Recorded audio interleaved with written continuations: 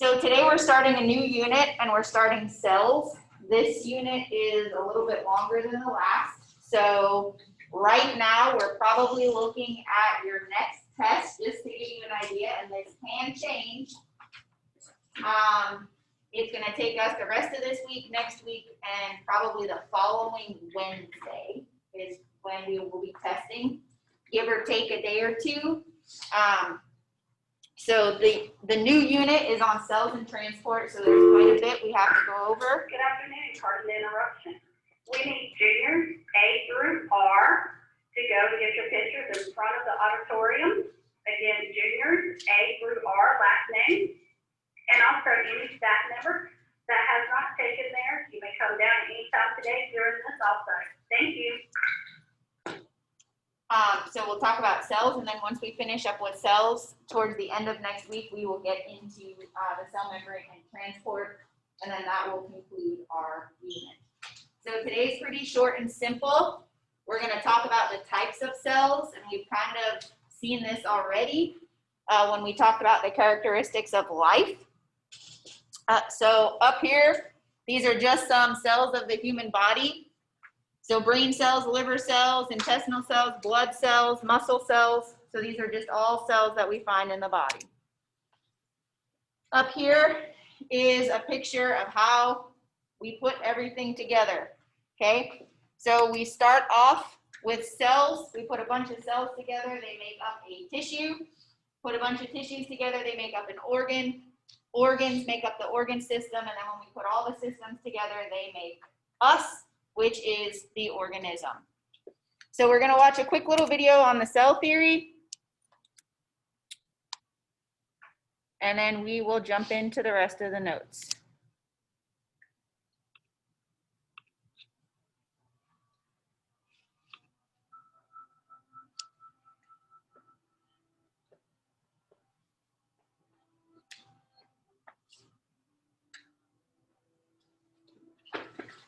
One of the great things about science is that when scientists make a discovery,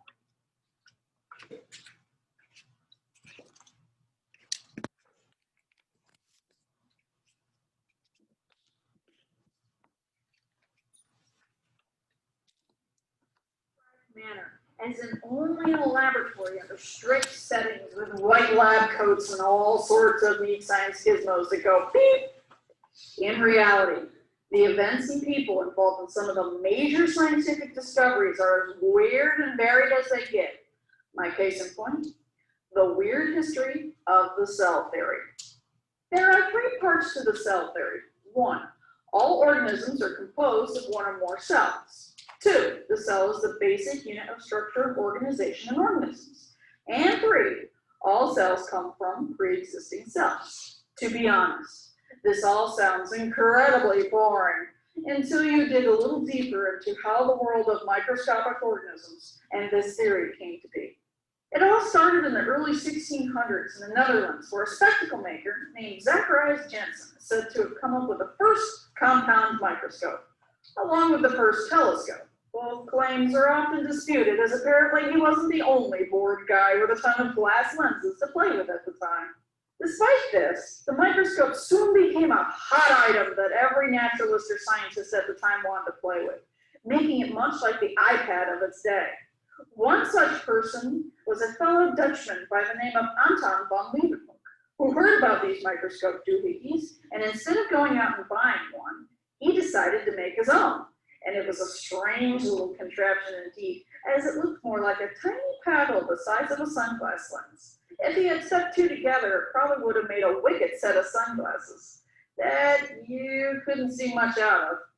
Anywho, once Leeuwenhoek had his microscope ready, he went to town looking at anything and everything he could with them, including the gunk on his teeth.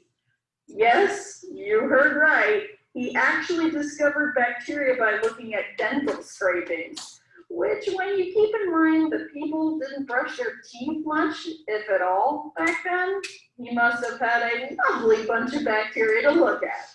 When he wrote about his discovery, he didn't call them bacteria as we know them today, but he called them animalcules because they looked like little animals to him. While Leeuwenhoek was staring at his teeth gunk, He was also sending letters to a scientific colleague in England by the name of Robert Hooke. Hooke was a guy who really loved all aspects of science, so he dabbled in a little bit of everything, including physics, chemistry, and biology. Thus it is Hooke who we can thank for the term the cell, as he was looking at a piece of cork under his microscope, and the little chambers he saw reminded him of cells, or the rooms monks slept in their monasteries. Think college dorm rooms, but without the TVs, computers, and really annoying roommates. Hooke was something of an underappreciated scientist of his day, something he brought upon himself as he made the mistake of locking horns with one of the most famous scientists ever, Sir Isaac Newton. Remember when I said Hooke dabbled in many different fields? Well, after Newton published a groundbreaking book on how planets move due to gravity, Hooke made the claim that Newton had been inspired by Hooke's work in physics. Newton, to say the least, did not like that, which sparked a tense relationship between the two that lasted even after Hooke died, as quite a bit of Hooke's research, as well as his only portrait, was misplaced due to Newton. Much of it was rediscovered, thankfully, after Newton's time, but not his portrait, as sadly no one knows what Robert Hooke looked like. Fast forward to the 1800s, where two German scientists discovered something that today we might find rather obvious, but helped tie together what we now know as the cell theory.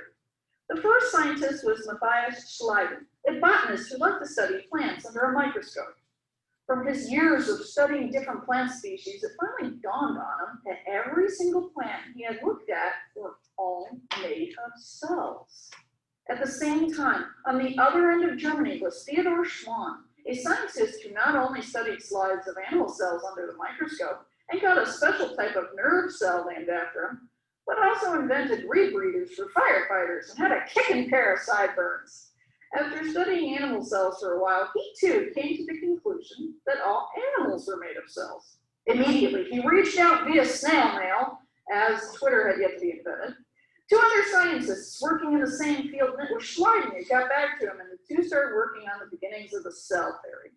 A bone of contention arose between them as for the last part of the cell theory, that cells come from pre-existing cells. Schleiden didn't exactly subscribe to that thought, as he swore cells came from free cell formation, where they just kind of spontaneously crystallized into existence.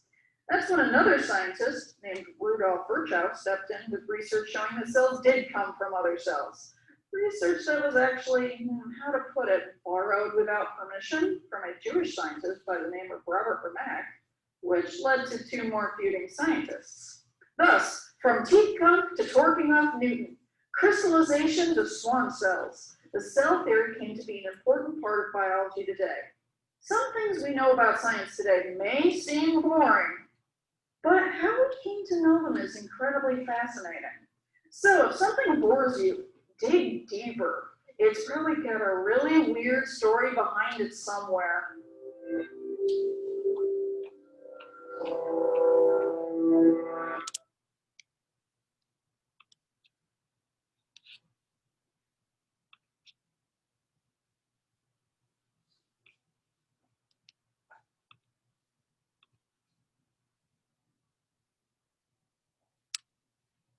Funny? Not funny? No. I think it's funny every time I watch it. All right.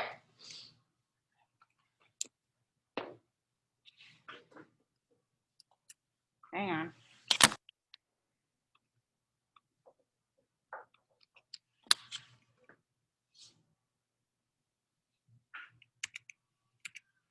All right, so cells come in a great variety of shapes and an amazing range of sizes. So if you look at the two cells on the board, one is much bigger than the other, even though they both seem to be super small. You have one that's this size of about 3 millimeters versus 0.1 micrometers. So micrometers is pretty tiny. So all cells have two characteristics in common. So when we're talking about different types of cells, they are separated from their environment by a cell membrane, and all cells contain DNA. So up here are two different types of cells. Does anybody know what they are?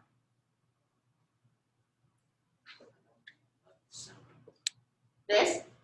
Okay. You know what it's called? Anybody? No.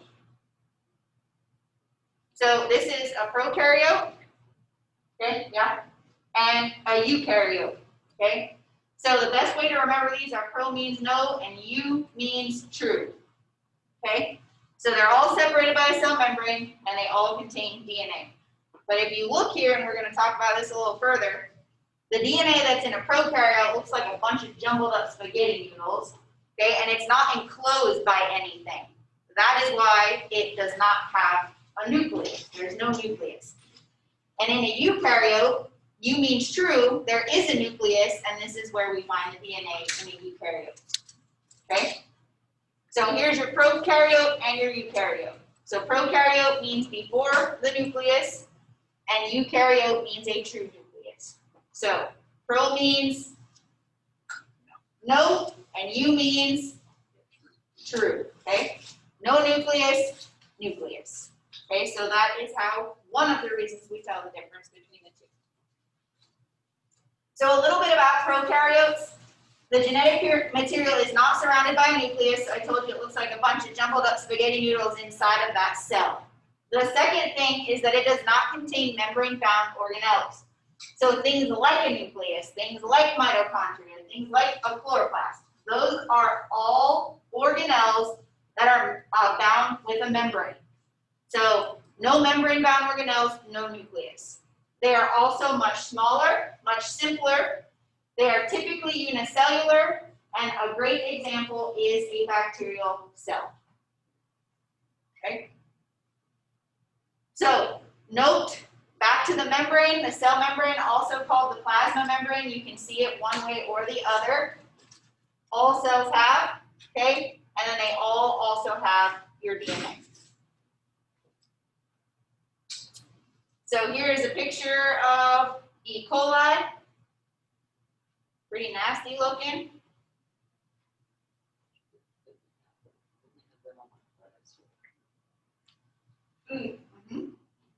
Nasty, nasty, nasty.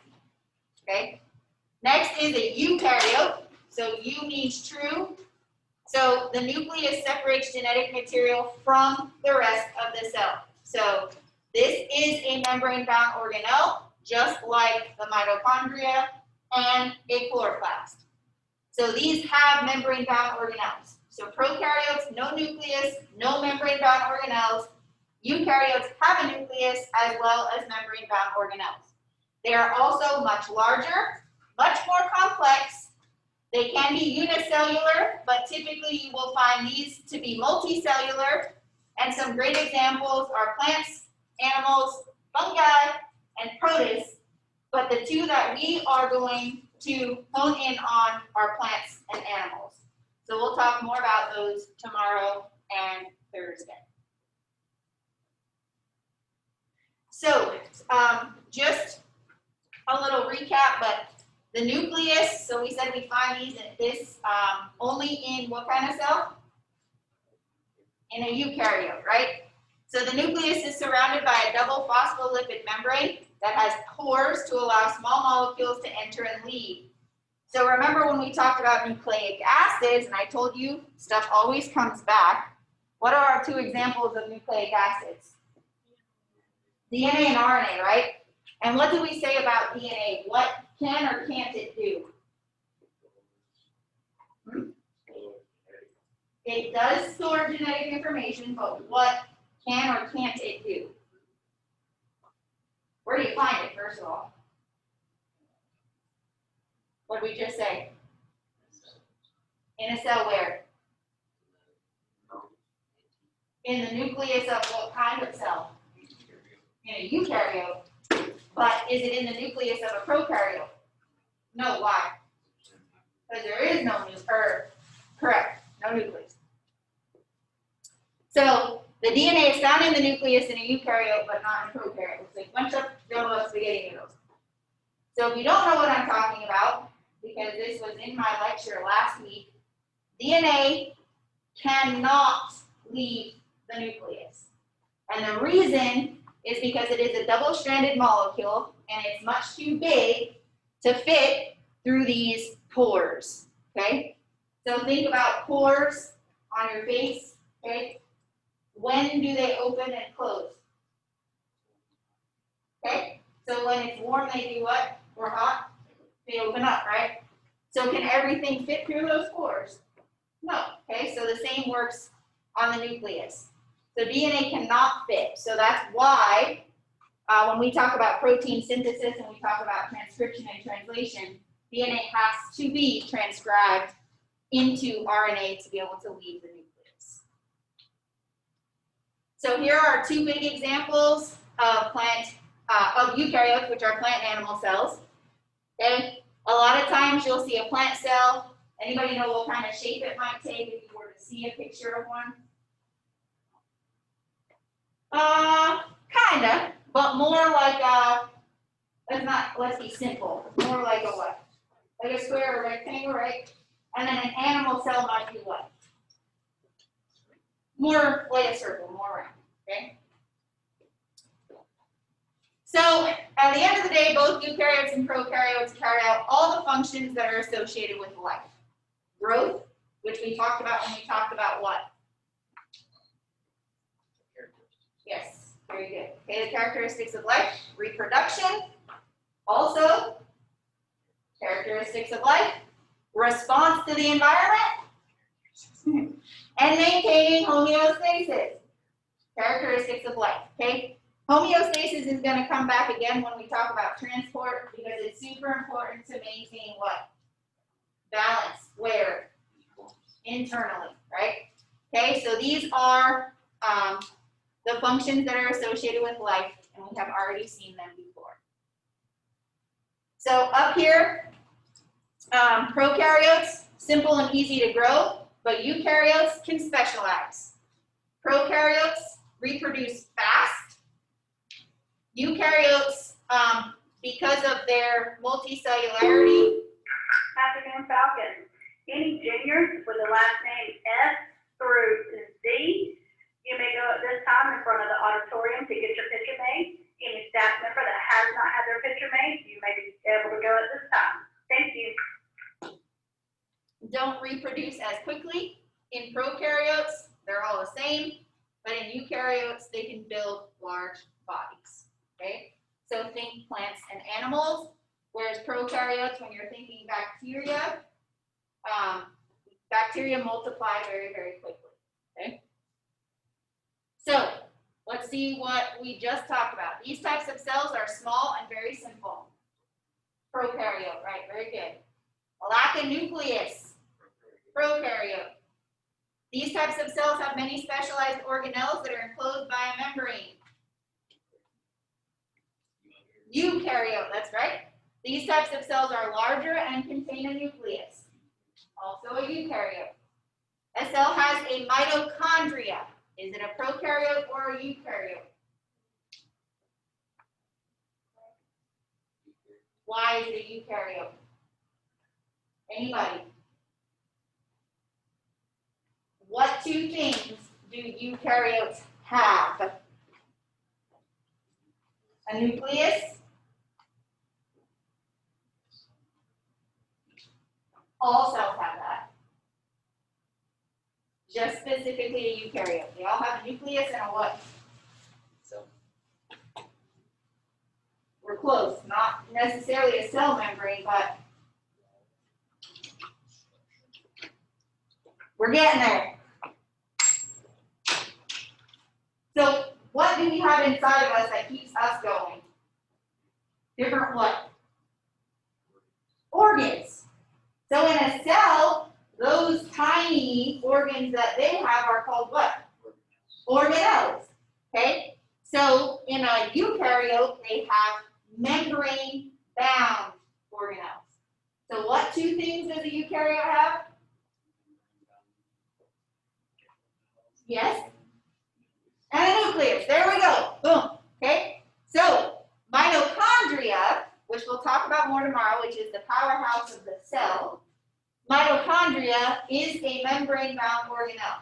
So that means it is a prokaryote or eukaryote? Eukaryote. There we go. Does that make sense? Does everybody understand that? Yes? Okay. It'll come. You can see a cell with loose DNA that's not separated from the rest of the cell by a membrane. Is it a prokaryote or a eukaryote?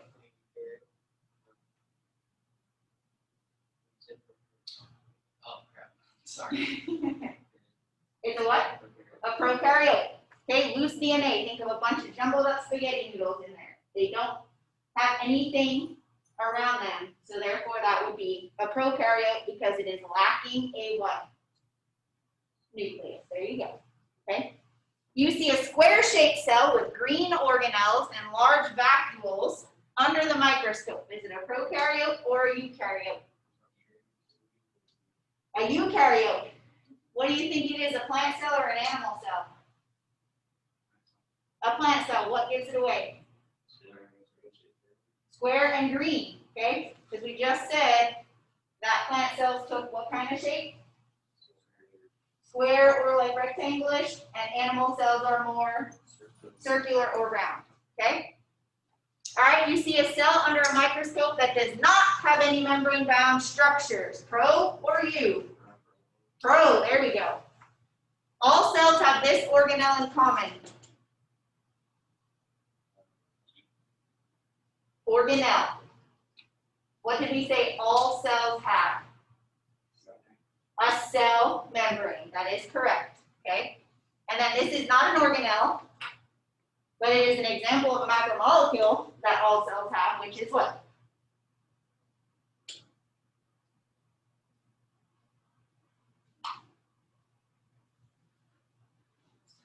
What makes us who we are?